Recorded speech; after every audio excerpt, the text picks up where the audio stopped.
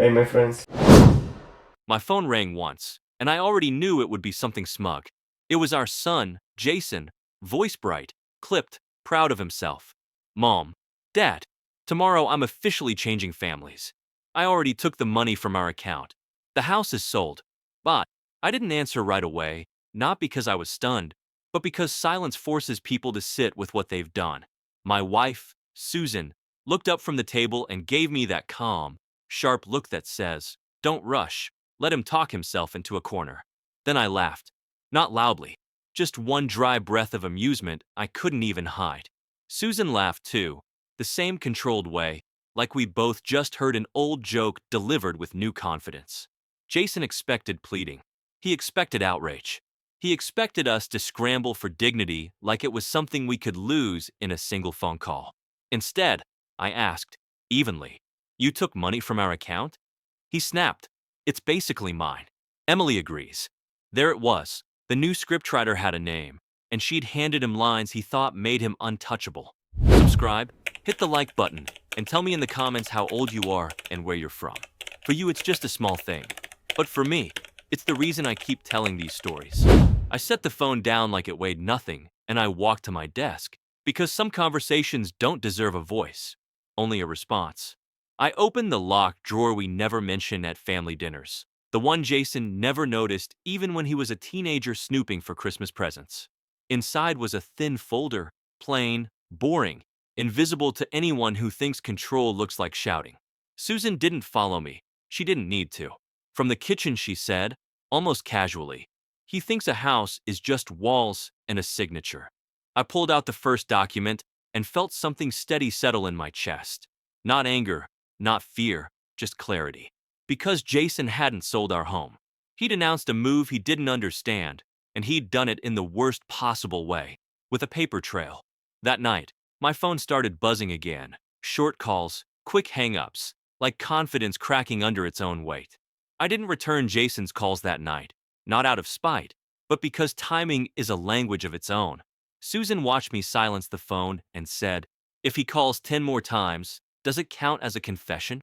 I smiled and nearly spilled my coffee, which would have been ironic. Surviving family betrayal just to be taken out by a shaky hand and a ceramic mug.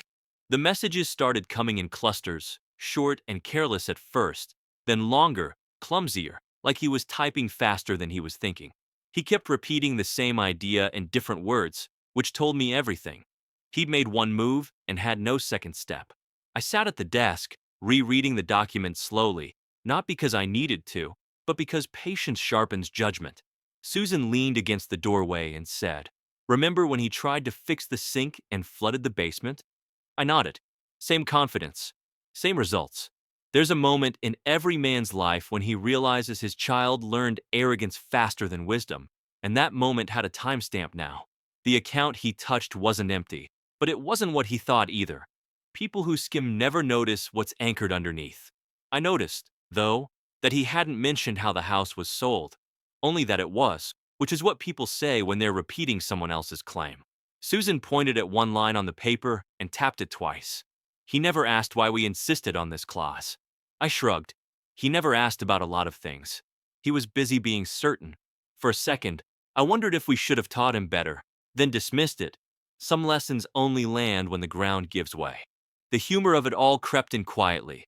Our son declaring independence using paperwork he didn't read, like announcing a victory before the game starts. I finally picked up the phone, scrolled through the missed calls, and set it face down again, because the night wasn't for answers yet. Outside, the house was quiet, steady, unchanged, which felt appropriate. Structures built right don't react to noise. By morning, I knew Jason wouldn't just call again. He'd show up, and he'd bring someone with him who thought confidence could substitute for authority. Morning came without ceremony, which I appreciated. Dramatic days don't need dramatic sunrises. I shaved slower than usual, not to steady my hands, but to steady my thoughts, and nicked my chin anyway. Proof that even controlled men bleed over small things, just not the important ones. Susan slid a plate across the table and said, "Eat. Confrontations go better when you're not thinking about toast." I took a bite and nearly laughed at myself for forgetting the coffee was still brewing, standing there sputtering like an offended appliance. Jason's first text of the day arrived at 7:12 a.m., overly polite, which told me panic had officially clocked in for work. He wrote, "We should talk like adults," which is what people say when they realize they might be standing in a child's shoes. I didn't respond. Instead, I reviewed one document that Jason definitely hadn't read, the one with language so dull it scares off amateurs. There's a quiet satisfaction in knowing the law favors the patient, not the loud, and I'd always been fluent in patience. Susan asked if I wanted her to come with me when he arrived, and I shook my head, not because I needed protection, but because some lessons land harder one voice at a time. Around 10, a car door slammed outside with more force than necessary, the universal sound of borrowed confidence. I watched from the window as Jason stood too straight, checking his phone like it might coach him through the next 5 minutes. Beside him was Emily, arms crossed, scanning the house as if it might blink first. I opened the door slowly, not to intimidate them, but because rushing gives the impression you're afraid of what's waiting. Jason started talking before I could say a word, explaining, justifying, rearranging facts like furniture he'd never owned. I listened, nodded once, and said, "We'll talk inside," which immediately told me he'd expected a scene on the lawn. Emily smiled tightly, the kind of smile people wear when they think paperwork is a weapon instead of a map. As they stepped in, I noticed Jason glance at the walls, like they might already know something he didn't. Behind me, Susan quietly closed the door, and in that sound I heard the end of Jason's certainty beginning to crack.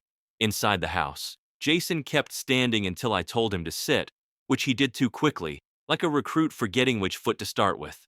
Emily remained upright, surveying the room, her eyes pausing on the bookshelf as if it might contradict her version of events.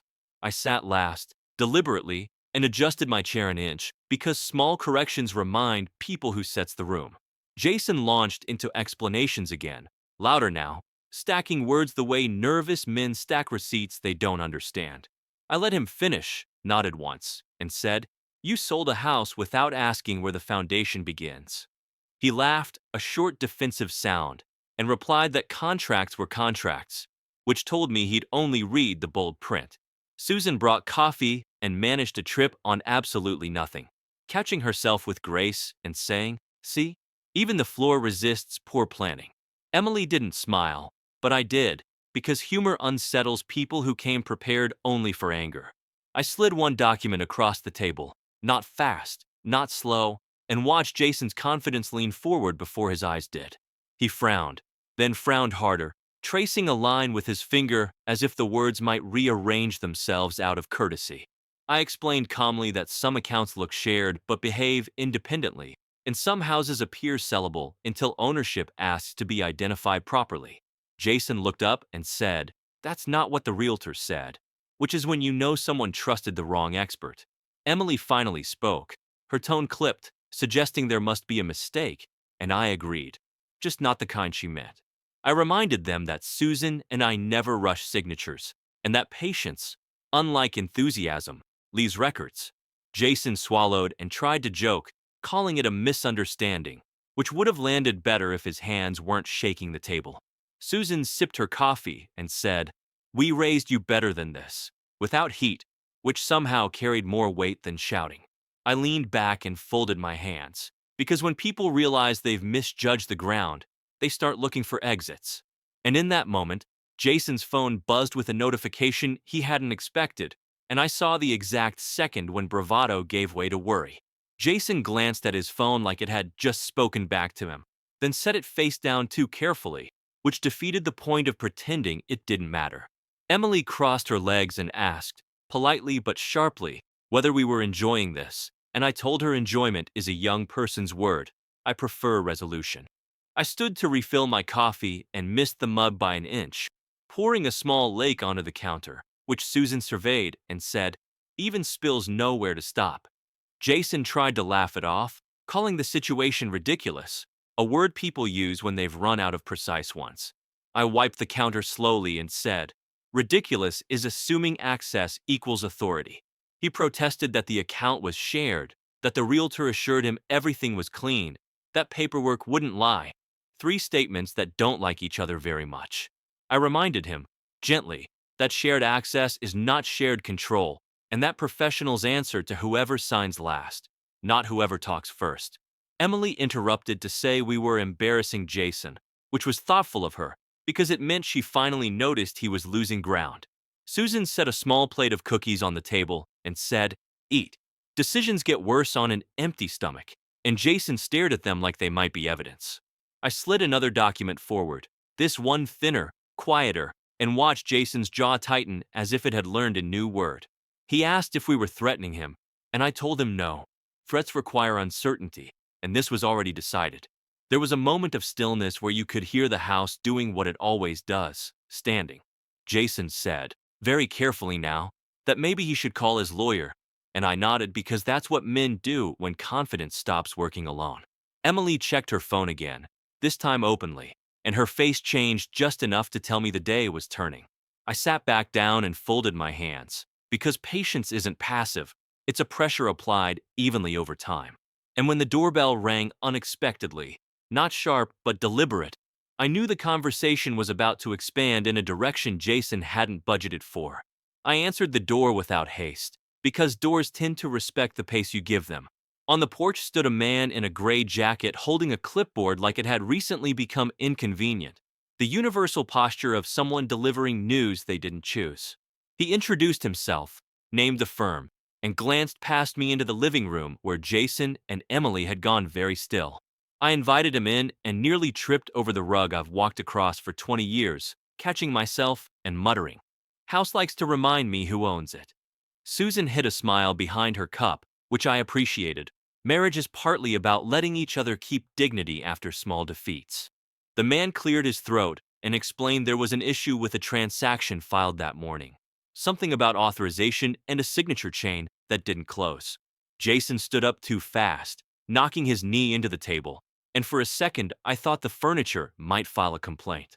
Emily asked if this was some kind of trick, and the man replied, calmly, that tricks are brief and paperwork is forever. I took the clipboard, scanned it once, and handed it back, because reading twice would have been insulting to everyone involved. Jason tried to speak, stopped, tried again, and finally said my name like it might reopen a door that had already latched. I told him this wasn't personal, it was structural, which is worse if you're standing on the wrong beam.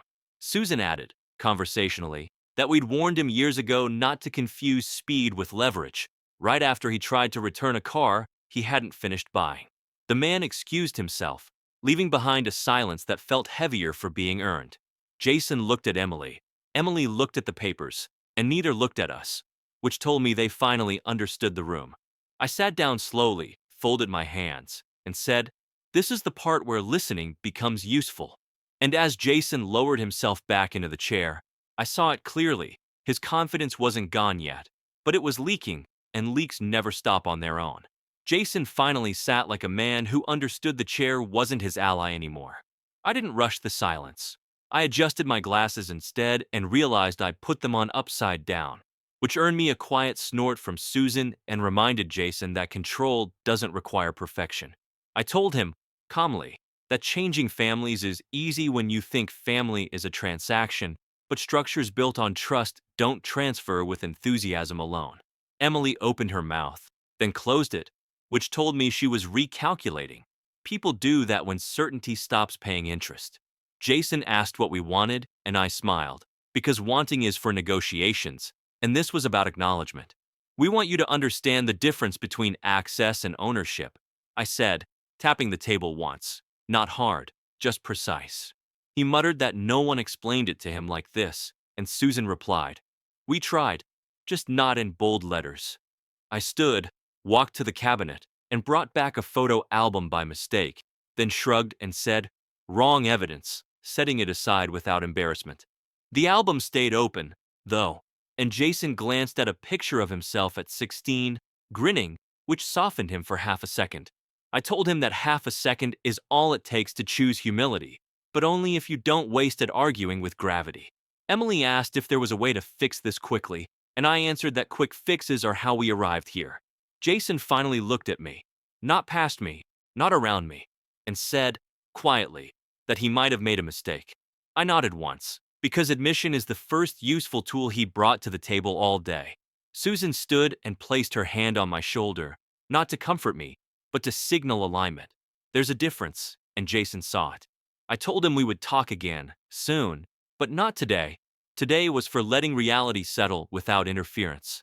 As they left, Jason paused at the door, turned back, and realized for the first time that the house hadn't moved at all. Only his assumptions had.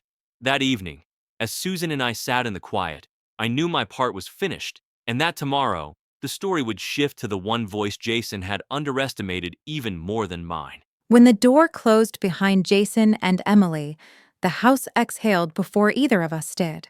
I stayed standing for a moment, not because I was shaken, but because stillness lets you hear what people leave behind. My husband reached for the kettle out of habit and forgot to turn on the stove, staring at it like it had betrayed him personally, and I said, "Careful, machines sense weakness." We shared a quiet smile, the kind that doesn't soften anything, only sharpens it. Jason had underestimated many things that day, but the biggest one was assuming I'd remain a background detail in his story. I gathered the papers he'd skimmed and stacked them neatly because order irritates people who rely on chaos. There was a time years ago when Jason used to ask me to read his school essays before turning them in because he knew I caught what others missed. That habit never really left him. He just stopped asking permission. I sat at the table, reread the clause he'd ignored, and felt that familiar calm settle in, the one that arrives when truth aligns with preparation. People mistake patience in women for softness, especially women my age, and I've learned to let them enjoy that illusion until it costs them. I called the attorney myself, not to ask questions, but to confirm timelines, because control begins with knowing when the clock actually starts. When I hung up, I realized I'd dialed with my reading glasses on my forehead again, which felt appropriate. Clarity doesn't require perfect execution. My husband watched me and said nothing, which is how I know he trusts my judgment more than his own in moments like this. I told him, evenly, that Jason wasn't done making noise, but that the noise would change shape soon. There's a sound confidence makes when it's losing air. It's higher, sharper, and desperate to be heard. That night, as I set my phone on the table face up, I knew the next call wouldn't be loud or proud, it would be careful. And when that call came, I planned to answer it myself, because Jason needed to hear what calm authority actually sounds like. Jason called just after dusk, the hour when confident people stop performing and start calculating. I answered on the second ring, not the first. Urgency is a currency I don't spend. He spoke carefully now, pronouncing each word like it might be audited later, and asked if we could clear things up. I told him clarity doesn't arrive by request. It arrives when you stop rearranging facts. He tried to apologize without using the word, which reminded me of children who say, "I'm sorry you feel that way," and wait for a reward. I let him finish, then asked one question about a date on a form, and listened to him stumble over silence like it was uneven pavement. In the background, I heard Emily whispering suggestions, which Jason ignored, a small but telling crack in their teamwork. My husband sat nearby, attempting to fix a pen that worked perfectly fine, clicking it into an early grave, and I almost laughed. Jason asked if we were trying to punish him, and I said no punishment is emotional. Consequences are logistical. I explained that the money he moved triggered a review he didn't anticipate, because some accounts watch more than they respond. He said the realtor promised everything was fine, and I replied that promises are what people offer when they don't have authority. There was a pause, and I could hear his breathing change, slower, heavier, like he'd finally noticed the room he was in. I told him we weren't angry, which seemed to unsettle him more than anger ever could. When he asked what would happen next, I said next depends on whether he keeps confusing speed with leverage. He went quiet again, and I knew he was picturing timelines collapsing into each other. I ended the call politely, not warmly, because warmth would have implied forgiveness instead of instruction. 10 minutes later, a new message arrived, not from Jason, but from a number I didn't recognize, and I smiled as I opened it. The message came from Emily, written politely enough to pretend it wasn't desperation wearing manners. She suggested we all meet to reset, which is a word people use when they realize the board was never theirs. I replied that meetings work best when everyone understands what's already been decided and left it at that. My husband tried to sit down and missed the chair by an inch, catching himself with a dignity that only comes from not panicking, and I said, "Careful furniture remembers who rushes." Emily called this time, her voice steady but tight, and thanked me for being open, which I hadn't agreed to. She explained that Jason was under pressure, that mistakes happen, that families compromise, lining up familiar phrases like shields. I listened because listening is how you let someone exhaust their strategy. When she paused, waiting for reassurance, I asked her a simple question about the closing date she believed in so strongly. She answered too quickly, then corrected herself, then fell quiet, which told me she'd trusted Jason's version without reading the margins. I said calmly that confidence borrowed from incomplete information accrues interest fast. She asked if we were trying to push them out, and I replied that pushing implies force. We were simply no longer holding doors open. In the background, I heard Jason pacing, his footsteps out of rhythm, like someone walking on ground that no longer agreed with him.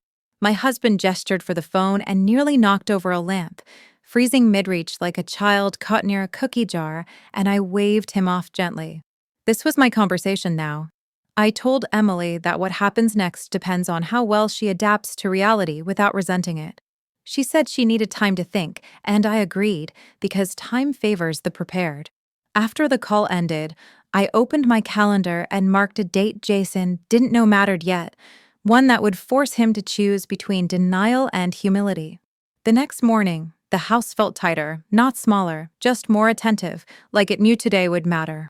I tried to butter toast and discovered the knife had vanished, which meant I used a spoon and told Susan improvisation builds character. She replied, "So does reading the label," and handed me the knife she'd been holding the whole time. Jason texted before 8, a paragraph disguised as a greeting, asking if we could meet briefly, which is how long people hope accountability lasts. I told him to come by at noon, not because I wanted leverage, but because midday exposes nerves, morning has hope, evening has excuses. When they arrived, Jason looked older than yesterday, the kind of older that doesn't come from years, but from recalculation. Emily carried a folder this time, thick enough to look serious, thin enough to be useless, and she held it like armor. We sat at the table again, though the room felt different. Certainty had moved out overnight. Jason started with an apology that finally used the word, then rushed past it, afraid it might slow him down. I listened, nodding, and realized my hearing aid wasn't on.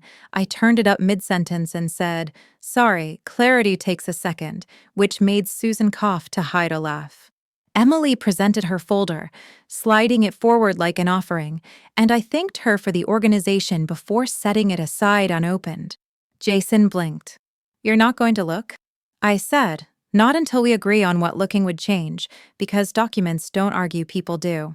He tried to explain timelines again, and I stopped him gently, reminding him that explanations are useful only after facts stop shifting. Susan spoke then, calmly, pointing out one date Jason had skipped twice, and he froze like he'd just realized the room had cameras. I stood to pour water and knocked my glass over, soaking the table, and muttered, "Even gravity's impatient today," while blotting it with a napkin. Jason offered to help, then stopped himself, unsure which role he was allowed to play now. I told him the meeting wasn't about fixing the past, but deciding how much damage he wanted to prevent in the future. There was a long pause, the kind that asks better questions than words ever could. And when Jason finally said, "What do you want us to do?" he said us carefully, like it was a bridge he wasn't sure would hold. I sat back down, folded my hands, and said, "First, you listen, without preparing your reply," and for the first time since this began, he did. Listening changed Jason's posture more than any document ever could. His shoulders dropped, not in defeat, but in surrender to gravity, finally accepting where the ground actually was. I told him stories he didn't remember, not because he was absent, but because youth edits out warnings the way it edits out limits. I reminded him of the summer he tried to sell his old car twice, once to each of his friends, convinced enthusiasm would sort out ownership later. Susan snorted into her tea at that memory, and I nearly did the same, though my knee chose that moment to protest when I shifted in my chair. Jason smiled despite himself, then caught it, as if joy might weaken his position, which told me he still thought this was a negotiation. I explained that families don't fracture in explosions, they erode quietly when respect is treated like a renewable resource. Emily shifted beside him, no longer interrupting, no longer leading, just observing, which is what people do when they realize influence has conditions. I stood to make a point and immediately forgot what I'd stood for, pausing long enough that Susan said, "It was powerful, whatever it was," and we all laughed despite the weight of the room. Then I remembered, leaned on the table, and said that authority doesn't come from proximity, access, or confidence. It comes from responsibility carried consistently over time. Jason nodded, slowly now, like each movement required approval from a part of him that had been ignored for years. I told him there would be no dramatic punishment, no exile, no public reckoning, because drama is for people who want witnesses more than outcomes. What there would be was distance, recalibration, and a pause long enough for him to feel what independence actually costs. Emily asked if this meant we were cutting them off, and I said no, we were cutting the illusion that support is automatic. Jason swallowed and asked how long this pause would last, and I answered honestly, until your actions stop rushing ahead of your understanding. The room went quiet again, but this time it wasn't heavy, it was instructional. As they stood to leave, Jason hesitated, then said, "I didn't think you'd be this calm." I smiled, picked up my glasses, and put them on crooked before fixing them and replying, "That's because calm isn't weakness. It's experience that's done shouting." When the door closed behind them, Susan reached for my hand, and I knew we weren't finished yet, but the direction had finally changed. After they left, I didn't clean the table right away. Some messes deserve to sit long enough to be acknowledged. My husband reached for the sponge, missed it, picked up the salt shaker instead, and frowned at it like it had betrayed him. I said, "Wrong tool," and he replied, "Story of my life," which made me smile despite everything. The quiet that followed wasn't peaceful. It was alert, like a pause before weather changes. Jason thought the meeting had settled something, and that told me he still underestimated how consequences move. I called the attorney again, not to escalate, but to confirm that escalation was no longer optional. When you wait long enough, events stop asking permission. My husband hovered near the phone, pretending to read the paper upside down, which is how I knew he was listening for a call that hadn't come yet. It came an hour later, not from Jason, but from a bank representative with a voice trained to sound calm even when things are not. She explained that the account Jason touched had triggered a compliance review, and that certain temporary privileges were now suspended pending clarification. I thanked her and asked how long temporary usually lasts, and she said, carefully, as long as it needs to. My husband exhaled slowly and said, "That's longer than Jason planned," then immediately knocked his elbow into the doorframe on his way out of the kitchen. I didn't laugh until I knew he was fine, marriage has rules, but I did say, "The house is clearly on my side." Jason texted minutes later, shorter this time, no greeting, just a question mark pretending to be confusion. I didn't answer. Not responding isn't silence, it's instruction without commentary. That evening, Emily called again, her tone different now, less confident, more transactional, asking what exactly we wanted. I told her we wanted nothing new, only the restoration of what was taken for granted. She asked if Jason was in serious trouble, and I replied that seriousness isn't about punishment, it's about momentum you can no longer stop by apologizing. After the call, my husband asked if we'd gone too far, then immediately corrected himself and said, "No, we just stopped compensating." I watched him struggle with the remote, pressing the same button 5 times, muttering at technology like it owed him loyalty. I took it from his hand, turned the TV off completely, and said, "This story doesn't need background noise." That night, I slept lightly, not from worry, but from readiness. Because the next step wouldn't come from us, it would come from Jason realizing that independence, once declared loudly, has a way of answering back even louder. I woke before the alarm, the kind of waking that doesn't come from noise but from pressure, like the day itself tapping you on the shoulder. I tried to put on my watch and realized I was already wearing it, which felt like a fair summary of where we were prepared twice for something that hadn't finished yet. Susan was already up, moving through the kitchen with that quiet precision she gets when the situation has shifted from emotional to structural. I asked if she wanted eggs. She said yes. I burned the first batch and called it symbolic, which earned me a look that was half warning, half affection. Jason didn't call that morning, which was more unsettling than the calls had been. Silence changes character when it stops being a tactic.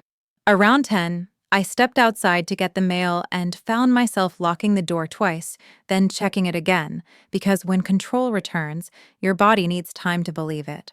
Among the envelopes was one addressed to Jason, forwarded automatically, official looking enough to make my thumb pause. I brought it inside, set it on the table, and didn't open it, not because I couldn't, but because some things work better unopened, like leverage and storms. Susan raised an eyebrow. Government font? I nodded. The serious kind.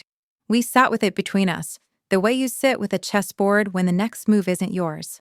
I tried to make coffee and forgot to put the pot under the machine, watching it drip uselessly onto the counter until Susan said, "You're making a point, just not the one you think." The phone rang just after noon, Jason this time, and his voice was different again, stripped of angles, flatter, like someone speaking in a room without echoes. He asked if a letter had arrived. I said yes. He asked if we'd opened it. I said no. There was a long pause, then a breath I recognized from when he was a boy caught between a lie and the truth. He said his lawyer wanted to talk, and I told him lawyers talk best when everyone already knows where they stand. Susan watched me closely, not to intervene, but to measure. We've been married long enough to know when restraint is doing its job. Jason finally said, I didn't think it would move this fast, and I answered, momentum doesn't ask permission once it starts. He asked if we were angry, and I surprised both of us by saying no. We're done being flexible. When the call ended, I realized my hand was cramping from holding the phone too tightly, and I laughed at myself for needing a reminder that tension belongs in the mind, not the muscles. Susan slid the unopened envelope into a drawer, the same drawer Jason never noticed, and said, "Now we wait." And waiting, I've learned, is the most active thing a patient person can do, especially when someone else is finally running out of room to move.